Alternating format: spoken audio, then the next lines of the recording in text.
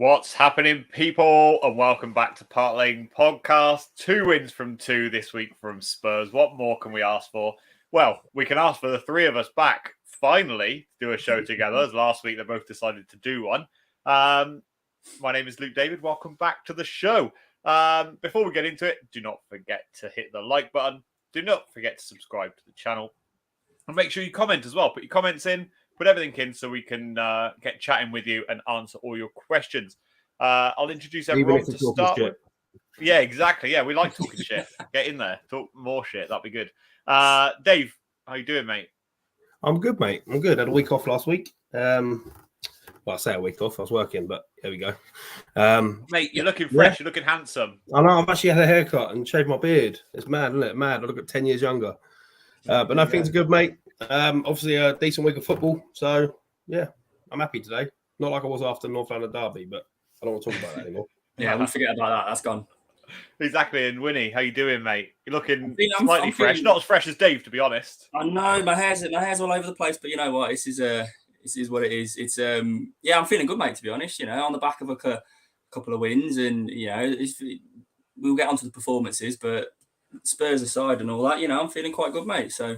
Got that proper retro kit on as well. Always that's what I was going to say. Mate, I pulled it out the wardrobe this morning.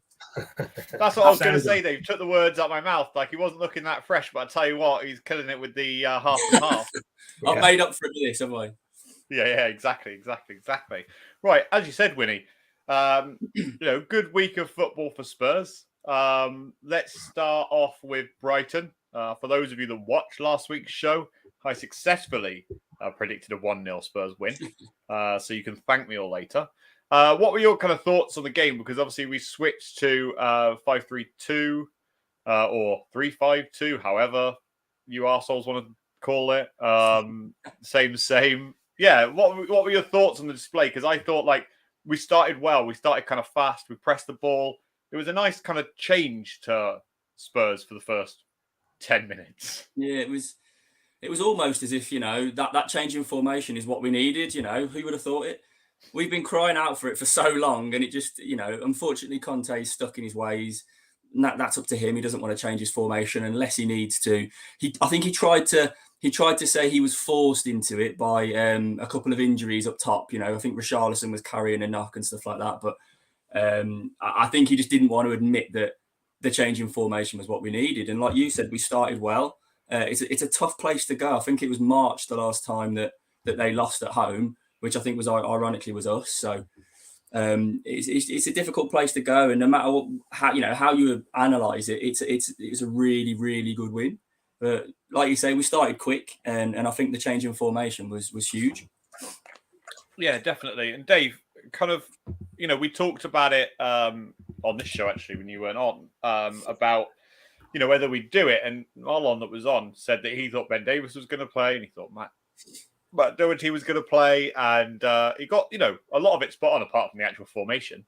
But I know that Wynnie's been crying out for that formation change for a long time. Like, do you think it did anything different to Spurs? Do you think it, like, you know, I know we only won 1-0, but what are your kind of thoughts on that? Well, I think it made us more compact and enabled us to dominate the midfield.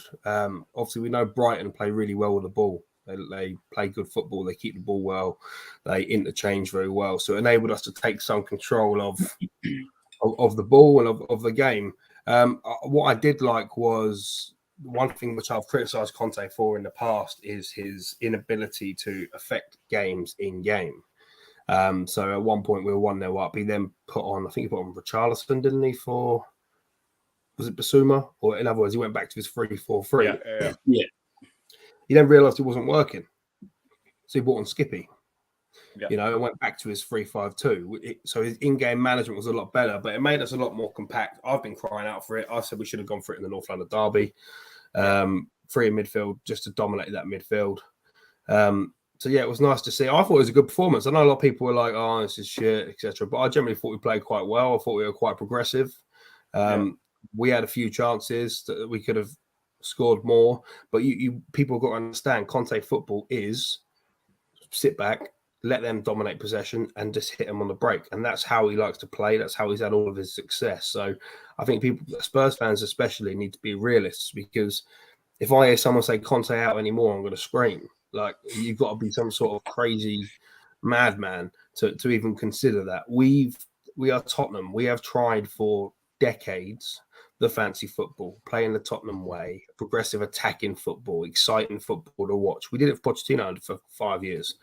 What did we win? The Audi fucking Cup. So let Conte do it his way, and then we'll see what happens come the end of the season. Yeah, definitely. And, one of the things I wanted to talk about, Dave, was Bentancur, because actually, weirdly, like, I thought it was going to be, and maybe because I know nothing, I thought it was going to be Basuma who ended up playing further forward in that three in midfield, but it actually seemed to be Bentancur was allowed to roam around a lot more. And I tell you what, his ability with the ball in the final third was outstanding. Obviously, Højbjerg was great again, but I felt like he was a real standout performer. Just in the ability to control the ball a little bit more. To be able to get those touches, spray it out. Like, I said the same thing when you weren't here in North London show. Me and Wynnie spoke about it. I said about Bentancur's ability to play through the lines is ridiculous. The guy is unbelievable. The way he brings the ball down and brings people into play is nice, quick touches, quick passes. And what he enables other players to do is to be more progressive, because he's comfortable on the ball. You can give him the ball when there's pressure, and he'll manage it and lay it off, etc. I do think that he missed a game a few weeks ago, and we looked like a completely lost team.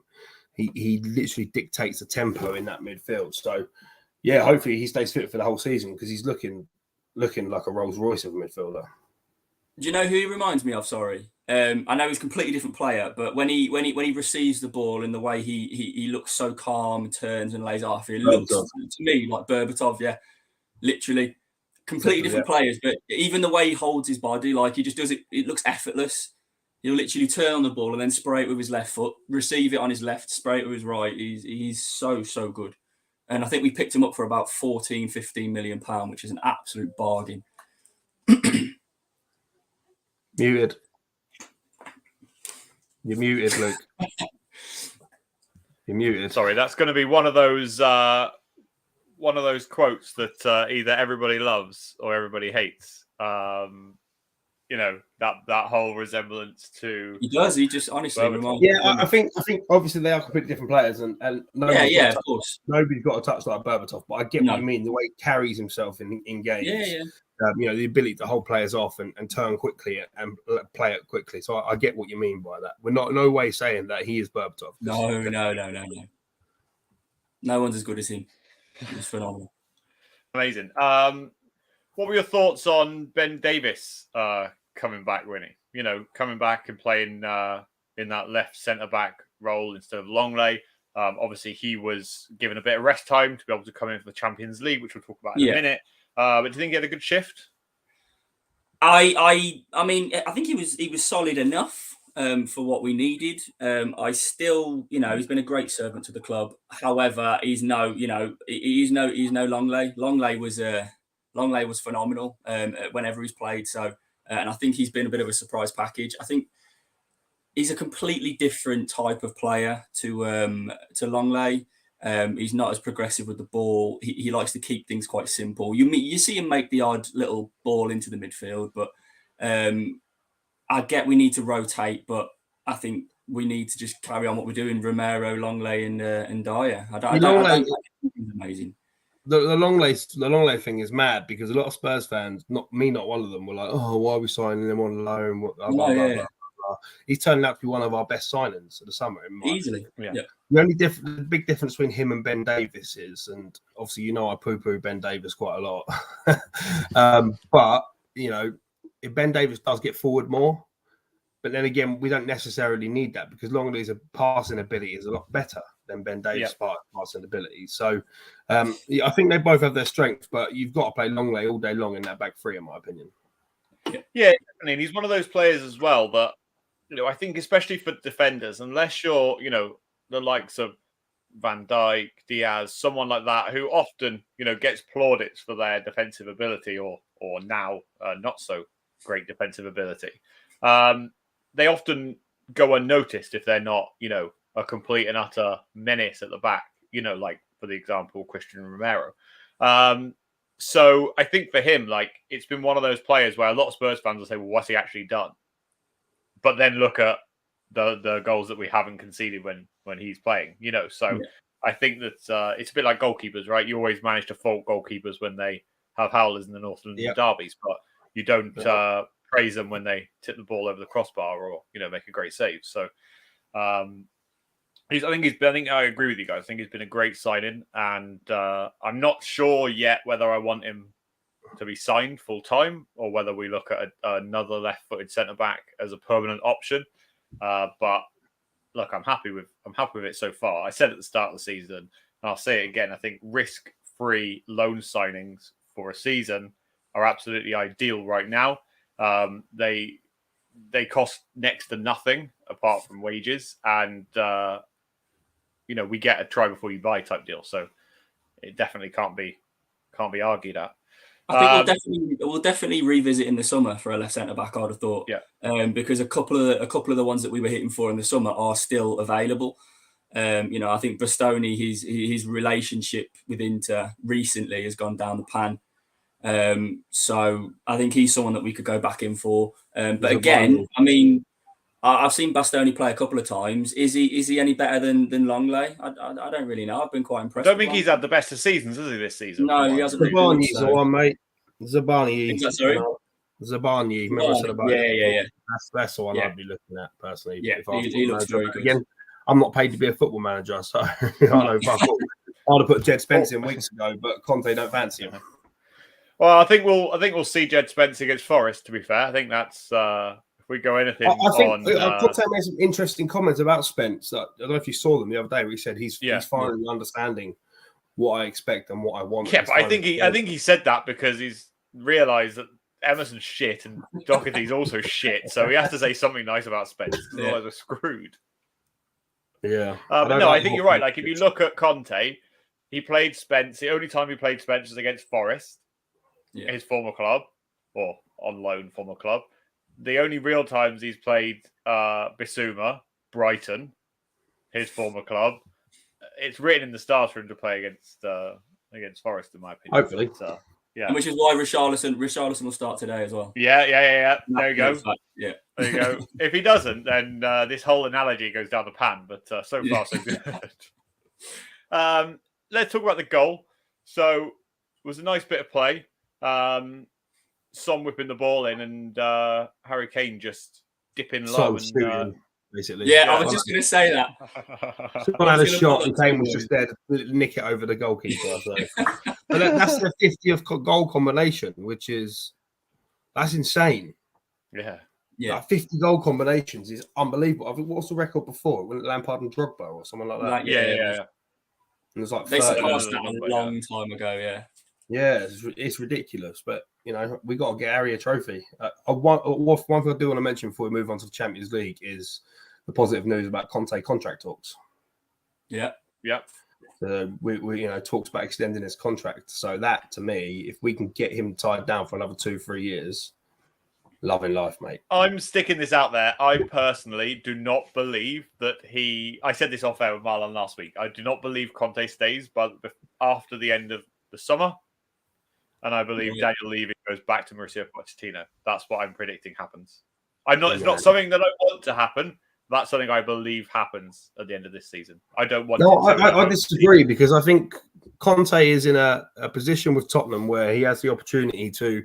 He's being given the keys basically to build what he wants. Yeah, of course he has. Look at the money he spent in the summer. He's made it clear that the board have backed him in whatever he wants.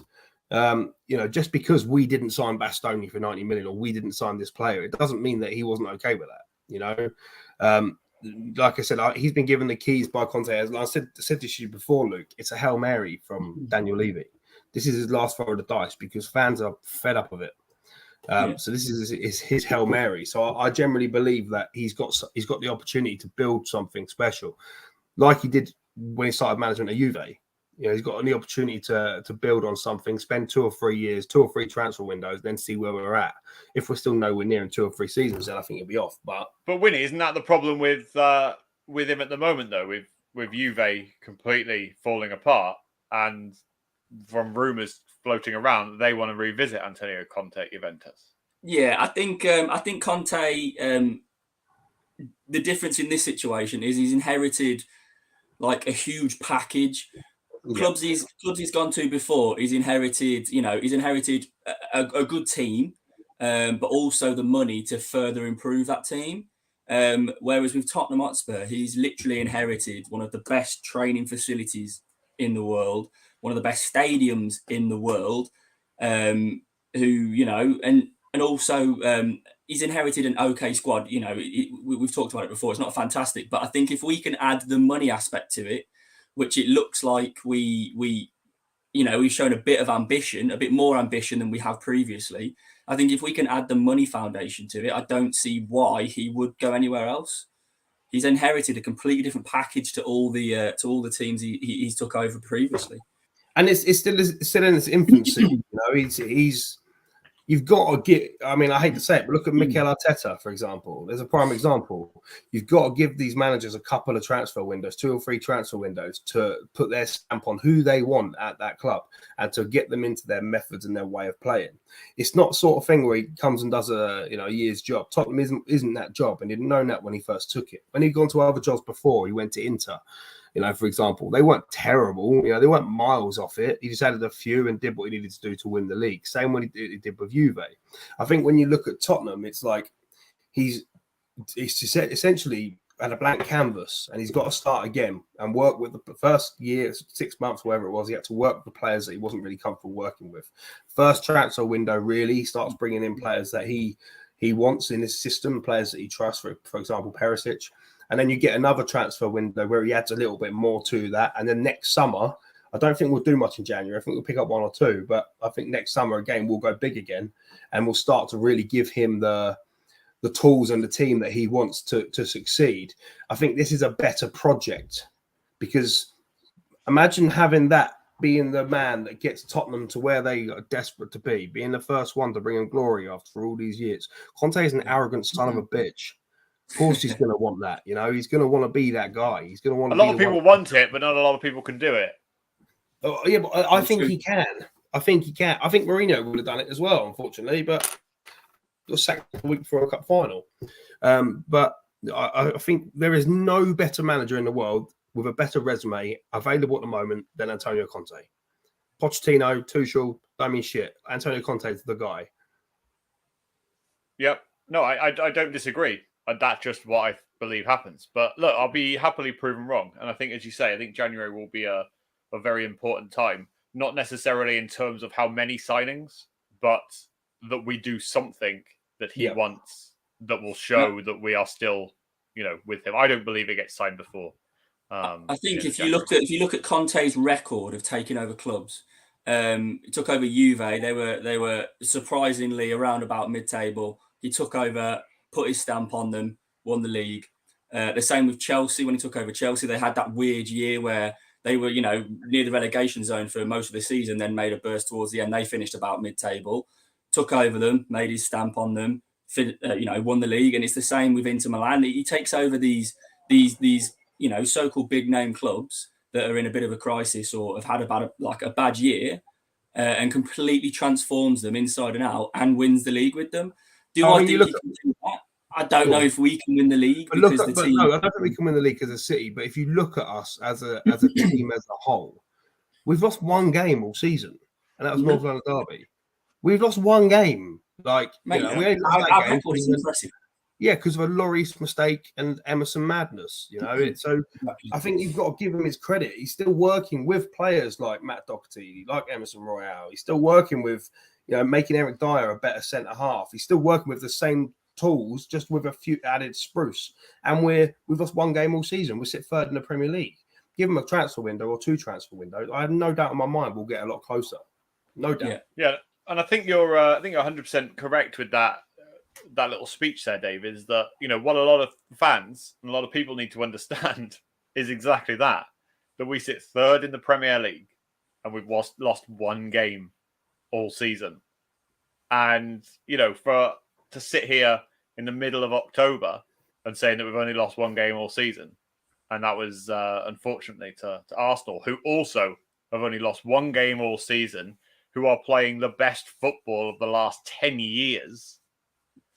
And Spurs are playing probably close to the poorest in reality they have played for a while. We are still getting over the line. So I definitely think that mentality switch is happening, but it needs to happen a little bit more but imagine in when certain it areas. clicks. Imagine when it clicks. When you've seen us against Frankfurt. I don't get how it hasn't clicked, first of all. But it just takes time, unfortunately. It's the sort of thing that takes time. When you have new players and new systems and you're trying to work with a squad of players to get them to play a certain way, you can see it's there. Sometimes we are electric on the break and we do dominate teams in that way. But Conte is a reserve coach and he does want us to be more attacking. I told you guys before when I spoke to you about North London Derby, if those final passes are better, we have 3 or 4 or 5 more chances. That's it. When they start clicking, I think Kulu is a huge miss for us because I think he creates so much space and does so much damage to teams. But when that final ball starts clicking, we're gonna be very good, and that's what it is. Those final balls, the amount of opportunities against Arsenal where I was pulling my hair out, like Harry Kane, simple 5-yard pass. Son, simple 5-yard pass. Could have put Richarlison in, for example. It just wasn't clicking, but it will click. Eventually, it will click, and if we can keep going the way we're going and not losing many games and picking up points when we're playing badly, when it does click, we could go on a run of 10, 12 games unbeaten, So that's you are right, because you look at that North London derby, Richarlison's chance that he had at 0-0 from the free kick, if that goes in, I don't think that Partey score. Not that I know this, right? But Partey scores one of those 1 in 100 from what I hear from Arsenal fans. So I think it's interesting. The one thing I don't like at the moment, before we move on to Champions League, is when we do drop back in defence, we allow teams, when they break down the wings, to play the ball back across to the edge of the box to various players because we sit so deep. And I think somehow Conte needs to realise that does need to change, and players do need to press out for that because otherwise we end up with goals scored like Partey did. But let's move on to the second win of the week. Lovely little 3-2 win against Frankfurt. Now, Wynnie, didn't all go to plan at the start, did it? When they went 1-0 up, and I could hear tweets ringing in my ears from rival fans, who were watching to watch us lose. I think I was watching the game with my dad, and ironically, we were just talking that moment. We were just talking about how Eric Dyer's transformed into quite a good. So it's your fault. That's who we need to blame. Yeah. Do you know what? I'll take the blame, mate. I'll take the blame. But yeah, I was literally just talking about how he transformed, and I think I looked down at my phone, and I just heard my dad yell like, "Oh fuck you know!" And I was like, "Oh, what's happened now?" I looked up, and he's obviously miscontrolled the ball. They've gone through and scored. But again, do you know what? The game, obviously, I said against Frankfurt away. I said that was one of our better performances of the season. Now, some people disagreed. Some people, not many people agreed, to be honest. But when I look back at it, I don't really remember them having a real clear-cut chance. It was only the fact that we couldn't put ours away, that we didn't pick up the 3 points at Frankfurt away. Yeah. So, I said to my dad, when we were 1-0 down, I said, I really still fancy us to win this. I mean, there's so long of the game left. I really didn't see any issues. I honestly thought we were going to win. And then, what happened. So, bit of a shit start. But can I just say how our stadium has now turned into a bit of a fortress? Because I think it's reminiscent of, obviously the last season at White Hart Lane where we went unbeaten at home. I think I saw on Twitter the other day, I think we've won I don't know how true it is, I may have misread it, but I think it says we won our last 11 or 12 games at home. Now, I think for us, that's quite good, you know what I mean? I know that should be the norm in your home stadium, but again, another reason why I thought, you know what, there's no way we're losing this, because our home form as of late is actually good. Yeah, definitely. And do you know what? Talk about that Frankfurt goal. I don't know if you boys saw it, but I watched it over and over again with the replays. Was Christian Romero's effort to try and throw his salmon-like jump, try and throw anything he could at trying to stop the ball. He did everything apart from try to save it with his hands. Like, he threw his head at it. He tried everything. Fair play. He was like a fish out of water, wasn't he? Just flapping about. Yeah, it was. Yeah. Just reminded me of John Terry. I think it was for England. Yeah.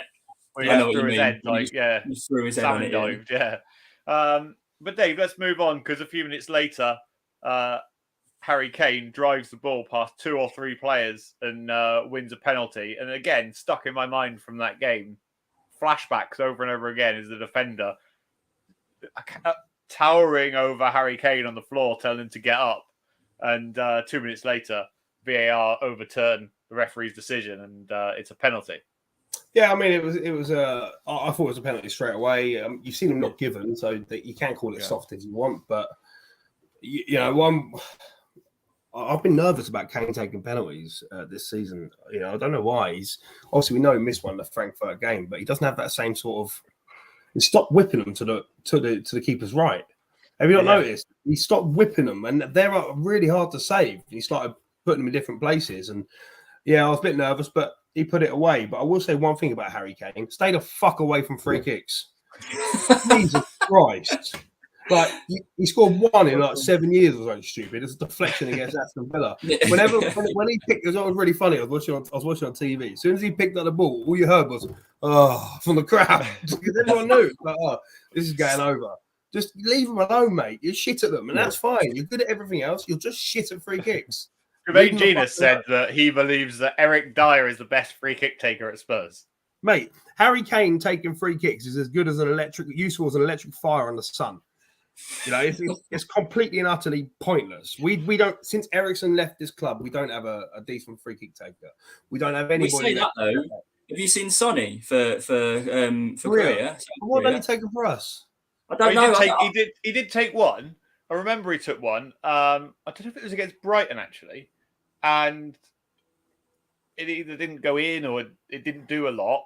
And so then Kane was like, "Oh, I'll take the next one." Yeah. And then Eric Dyer was like, "Give you a chance."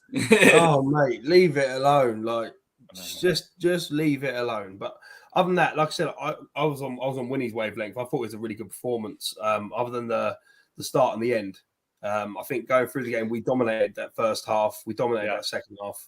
Obviously, if Kane sticks the penalty away in injury time, then it's a comfortable 4-2 win. But I was. How can I put this? Shitting myself for about 4 minutes towards the end of the game. But don't worry, we'll get to that. We'll get to the shitting ourselves bit. Heung-min Son, Wynnie. So we know like his ability, and other teams and fans know how good he is. But like, if we watch the first 10 minutes of that game, you would think it was Heung-min's brother that was playing. he was dog shit.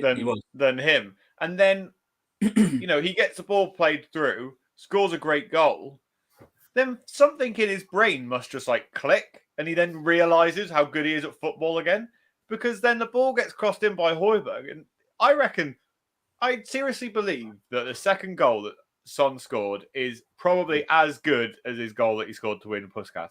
And I'm not even joking. I think the ability and to take a few steps back from that cross and volley it as hard as he did into the back of the net. Keep it down as well. And keep it down is unbelievable. It wasn't as good, but it was very do you remember Gareth Bale? You don't appreciate technique. Gareth Bale against Stoke. It was the same kind of technique. Obviously, Gareth Bale's one was above his fucking head, so that's different. A lot better. Yeah. But the technique was very, very similar in the terms of, and that's his weak foot, by the way. You know what I mean? I can't even pass the ball with my weak foot. And he's literally just pulled that out of the bag. That's why you're sat of us and not playing for Tottenham, mate. Exactly that, yeah. But no, it was the first 10-15 minutes, it's just a confidence thing. It's pure confidence. That's all I can put it down to. Because the first 10-15 minutes, the ball was coming into him. He was letting the ball run away from him. That's not Sonny. He's quick feet. He gets the ball down. and he'll do a little bit of skill. He'll run into space, but it was just the ball's bouncing off his feet, and then he gets, for some. What I will say is, for someone who's low on confidence, his finish for the first one as well was very good because he had so much time to think about it. Now, as a striker, I know that if you've got a lot of time, a lot of things go through your head. He's thinking, I'm out of form here. Should I try and put it there? Should I try and put it there? But it was a good finish. But yeah, the second one was just out of this world. It was absolutely crazy.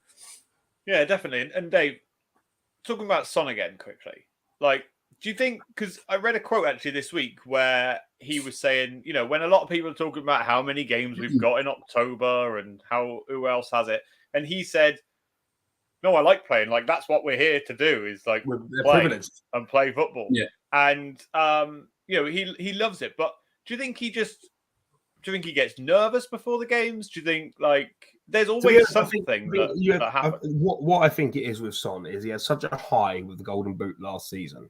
At that level is hard to consistently live up to.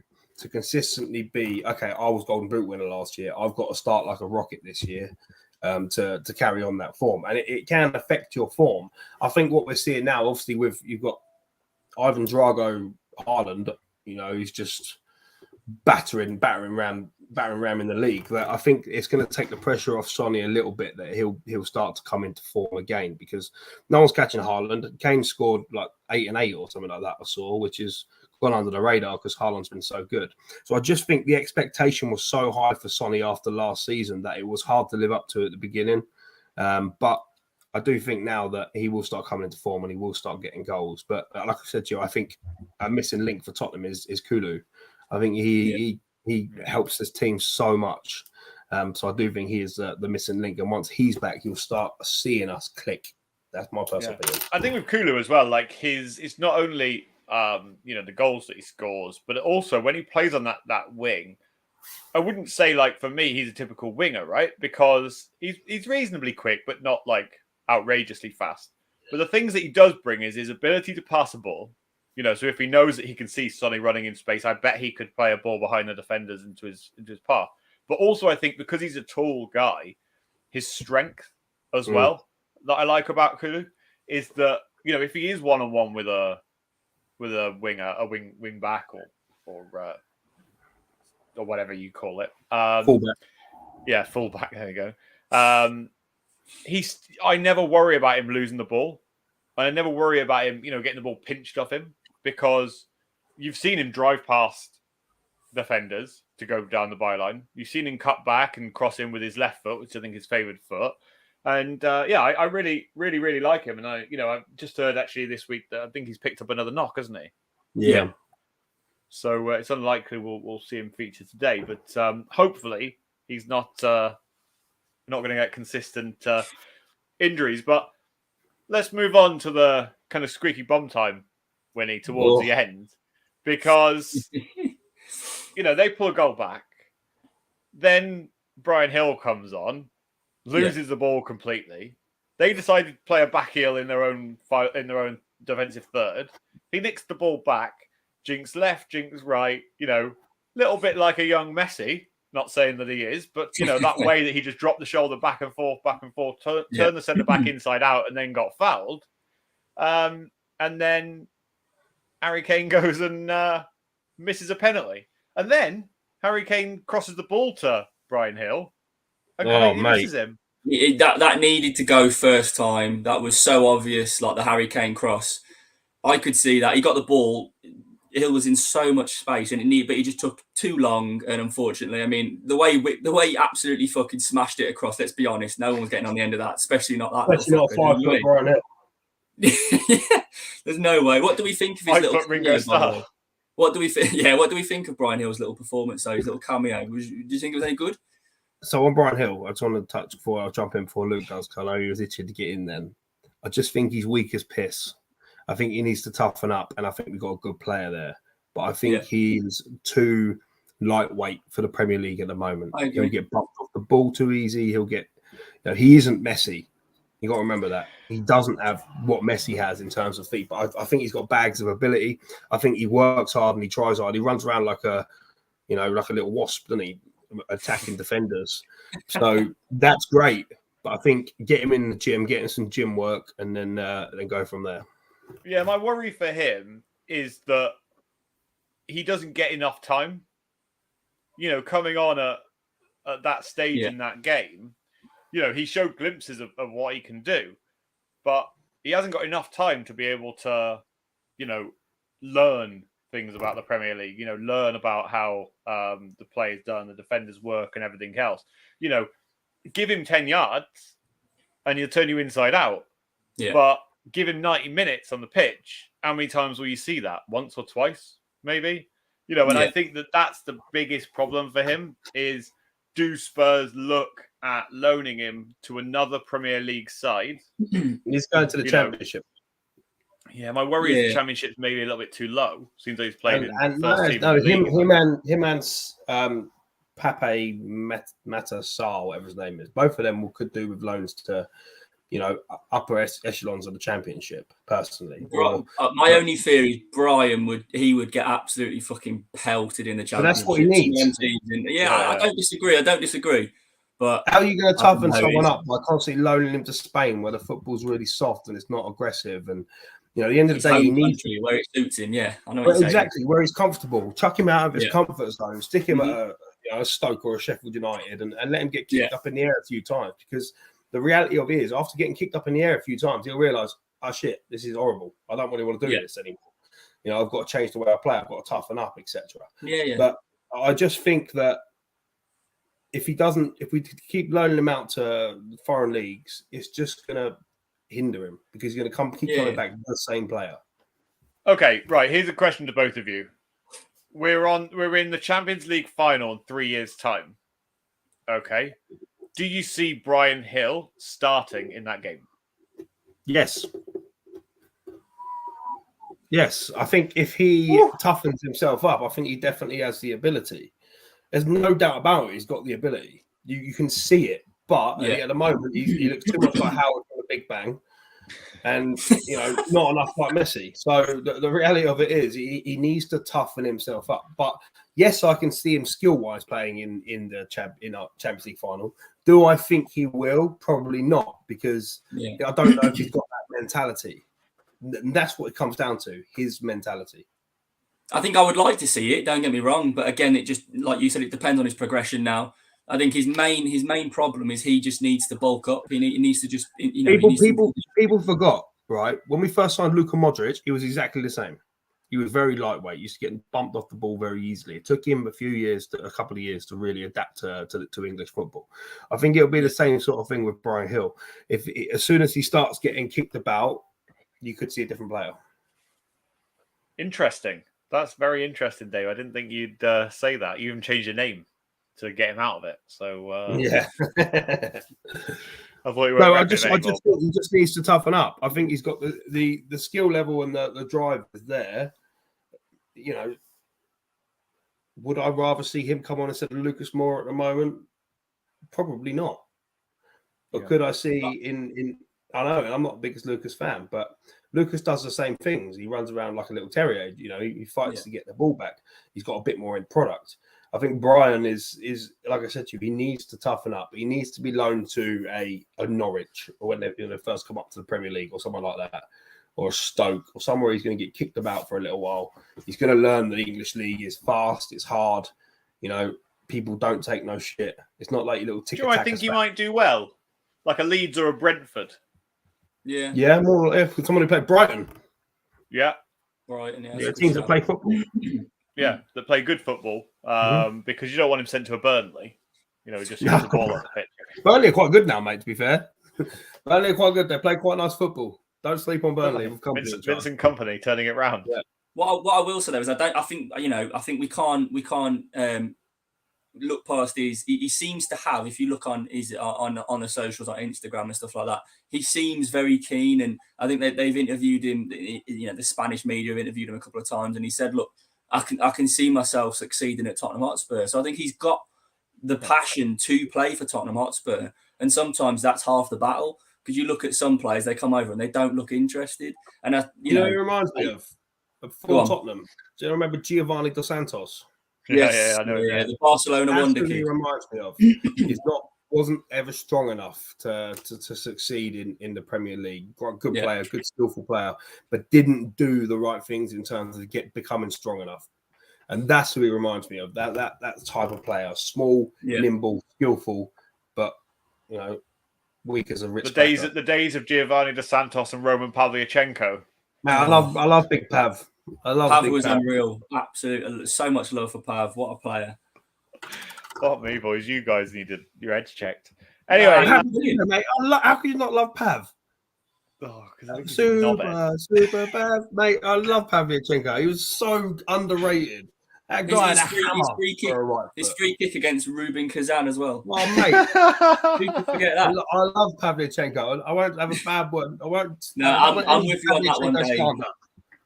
You got to remember, he was in a team with we have Berbatov, Keane, or Defoe, or someone. He had a lot of competition trying to come at him. He weren't ever going to get full-time minutes all the time. But Pavlyuchenko, mate, for me, I loved him. Absolutely loved him. I'm with you on that one, mate. Absolutely massive fan of him. Love him. Fair enough. If anybody else is a big fan of Roman Pavlyuchenko, stick it in the comments. You probably won't get many. No, exactly, mate. Big up to Nippon, who's joined in to watch the show. Good to have you on board. Right. Let's jump on then to... Oh, do you know what we will talk about? I'm trying to think of a fun name before Dave kills it with his name. The Hello Google Stadium. The Google Arena. The Chrome Dome. Google Arena. Googly Eyes Ground. Wynnie, anything else you want to talk about? No, there's some shit ones out there, mate. I think the shit ones have been covered. So the news. Dave's the one. Dave's got the one. The Chrome Dome. That's what it's going to be, mate. The Chrome Dome. I was going to set you up then, Dave, for God's sake. Sorry, mate, but I'll jump straight in. It's going to be the Chrome Dome or the Google Arena or the Google Bowl or something like that. It'll be. It can't be the Google Stadium. That's just it just sounds shit, doesn't it? It'll always be White Hart Lane. Yeah, definitely. But the news this week that Spurs are close to agreeing a deal with Google for the naming rights to the stadium. Now, lads, I'll let you talk about this. I have to come back in 2 minutes. But I want to hear your thoughts on Google. Is it good? Is it bad? I think what you need to look at with the Google Stadium and the Chrome Dome, as we put it, for example, is 200. They're talking about figures 250 million over 10 years. Yeah. The stadium cost almost £1 billion. You're talking in 10 years, quarter of stadium's paid for.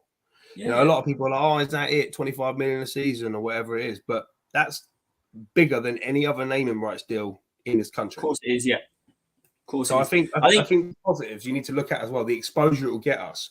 And to be honest, what my real hope is that Google look at it and think, oh, naming rights for the stadium.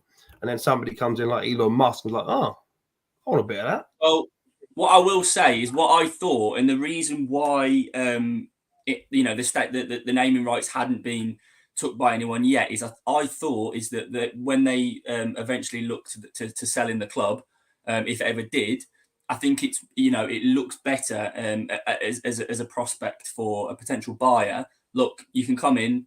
The stadium is still unnamed. You can find a potential buyer for it. You can name.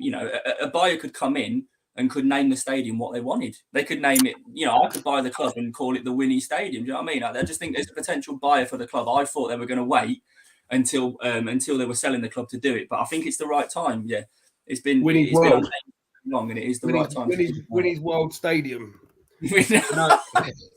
But no, I like I said, I agree with you on that point. I thought it's set up for potential buyers as well. But I do think having a marketable company, because I know we were looking at FedEx, we were looking at a few others, having Amazon, someone like Amazon would be amazing, let's be honest. That's what I wanted, Having naming rights like Google will attract, and which is at the end of the day, if you look at Paul O'Keefe, and what Paul O'Keefe says quite a lot, that Tottenham essentially is not for sale. Yeah, it's essentially for sale. They're encouraging bids and they're encouraging people to bid. Obviously, it's going to cost a few billion to get the club bought because of the infrastructure. We know that all about ENIC FC infrastructure. But I just think that this is why they're so focused now, because they've done the infrastructure in building a successful team on the pitch, because then you make it more attractive to potential buyers for that big money you're talking about. If you're going to an investor, for example, or a new owner, and you're saying we've got this 10-year deal with Google, they've named our stadium. That's 250 million, 25 million a year in your pocket, in the club's pocket. You buy the club, you get 25 million a year back for 9 years. You make some of your money back straight away. So I think it makes it a more attractive prospect. Obviously, Amazon would have been amazing because Jeff Bezos, but he's got no interest in football. So we have to kind of look past that. I wouldn't mind the Tesla Tottenham Stadium, to be honest. That would be even better. But there you go. Yeah. Sorry, just jumping onto that. One of the things that I read a lot about was that they not only wanted a, company to pay regular money, as you say, for the naming rights of the stadium, but they also wanted it to be ethically and morally right as well in terms of who that is. And someone can deep dive into Google's back catalogue, and I'm sure they'll find something, because these companies don't make hundreds of billions. In other words, not calling your stadium Emirates or anything like that, like shit cunts. Yeah. Basically, that's a prime example. That I'm someone that's lived in the Middle East for 4 years, and I know all the goings on in terms of how certain people live and how are treated and whatnot. So to call yourself something like that, I still fly with Emirates, and I have done, but to know that it's owned by the UAE or the Dubai royal family is or whatever you call them, I can't remember. Sheikhs, that's the right word. Anyway, so they wanted that to be that. The name will be the name. It will always be White Hart Lane. No one's really ever called it Tottenham Hotspur Stadium. We will always call it White Hart Lane, and I don't think they expect it to be anything different. But written on the paperwork will be the Chrome Dome, as David said. Any better names? Chrome Dome. Yeah. Any other better names? Stick them in the comments. I want to hear you. Probably won't, but you might as well try. Anyway, let's move on to today's game. Fat Frank is coming to town. We all know what happened last season when that happened. We won 5-0. Yeah. This is, again, a good game for us to really cement that home form and to really kick on with another good win and a good performance, Wynnie. I even picked Tottenham in the last person standing that I'm in with a few friends. So all my eggs are on Tottenham to win today. So don't let me down, because they usually fucking do. I know, exactly. What are your thoughts leading up to today's game? The big thing, and I think the key, and it won't happen, is, and I know I'm going to sound like a broken record, but we need to match them in midfield. Their midfield three of I think is his name, Onana, Idrissa Gueye, and Iwobi. What's his name? That was a good one. Onana, I like that, mate. All right, Rihanna. But yeah, no, I think the three of them. I think we need to match them, because I think that's the key. That's the key. That they're hitting a bit of form, and I think that is the key to their form. It is those three in midfield. So I think if we fail and go with the two in midfield, I think we will get overrun. Will that cause an issue? I don't know. We don't really know. We can't say. But I think to try and eradicate that, we need to go three midfield. Going back to what you said. So I can tell you that he will not go free in midfield.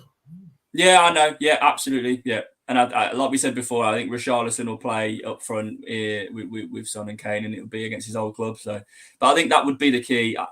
Without that, I don't know how much of a a threat they are, but I suppose only time will tell. Yeah, goal-wise, Dave, I really don't see us conceding today, to be completely honest. I really don't think that Everton don't think Everton offer a lot. I think I might be mistaken here, but I think the top goal scorer is maybe Craig Gordon. No, what's his name? Not Craig Anthony Gordon. What's his name? Anthony Gordon. That's it. Craig Gordon plays fucking in goal, doesn't he? Who's unavailable today as well, isn't he, Gordon? So. Oh, is he? Yeah. I think he got. He was sent off or whatever. He's unavailable for today. It might be 5 yellow cards or something. I don't know. I just striker wise, it just no. For us, it's the most dangerous will be set pieces. Tarkovsky, Connor Cody, attacking corners is probably where, if we're going to concede, that's where it's going to come from. Everton have hit a bit of form. They've been pretty decent. You've got to give Frank Lampard credit. He has turned them around massively. He's put his stamp on the team as he wants. He's backed by the board in the summer to buy the players that he wanted. They are a bit lightweight up front, but they do have Calvert-Lewin to come back as well. And a lot of people do forget that. I think they'll finish comfortably mid-table. Obviously, I think we'll have too much for them today.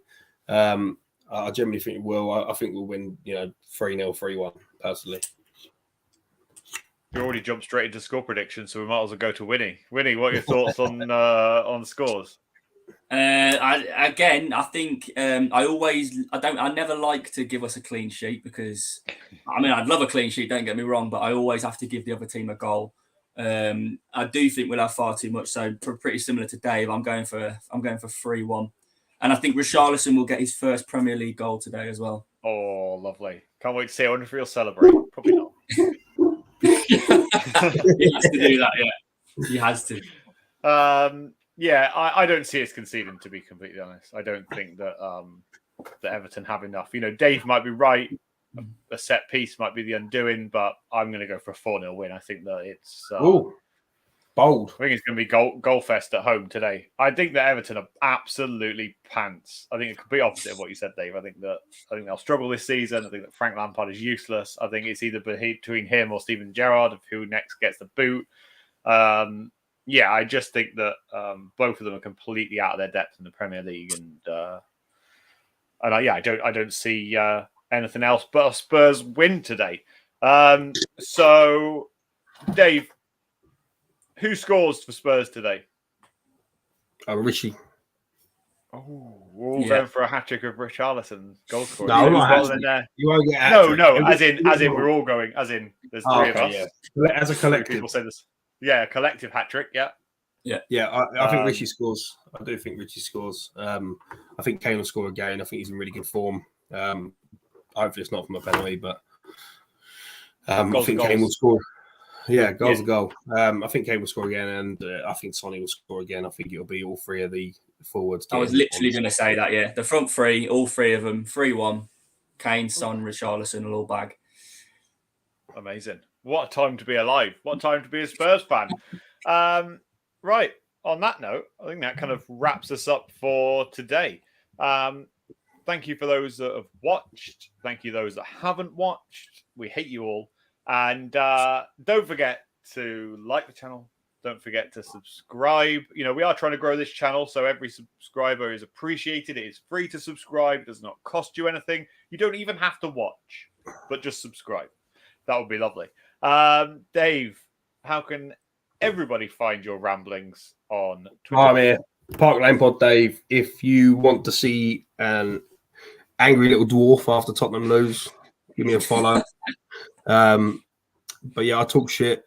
I slag players off when they piss me off. I say it as it is, but I think I make some good points. Also locks his kids in the car, so that's always fun. I do that. Yeah, controversial points. But yeah, you can find me at Park Lane Pod Dave, or pretty much every week on the channel with these two. Amazing, Wynnie. You're now settling into the show. It's good to have you on. How can everyone find you? As you can see, I've actually updated mine. It normally just says Wynnie, but that is actually my Twitter handle. Do the hand. Point at it. Point. I can't. Mate, in my head, I just can't do it.